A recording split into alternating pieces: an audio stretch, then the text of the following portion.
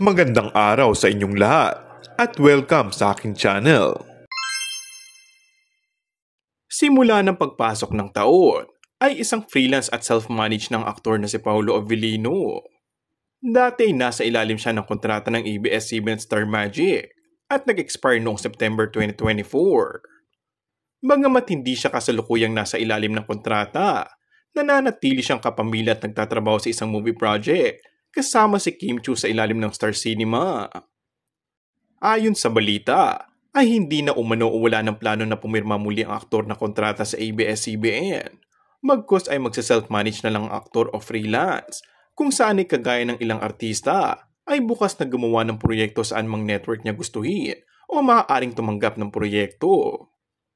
Parang magiging trend ngayong 2025 ang mga celebrity na self-manage na kumbaga. Samantala, inamin naman ng aktor na may mga susunod pa silang proyekto na pagsasamahan ni Kim Chiu. Ang ibig sabihin kaya ay kahit wala na itong kontrata sa ABS-CBN ay loyal ito at mananatili pa din sa poder ng ABS-CBN sa mga proyekto niya in future. Si Kim Chiu kasi ay loyal sa ABS-CBN at kasalukuyang nakapirma ng exclusive contract sa TV network ng ABS-CBN. And that's all for our today's video.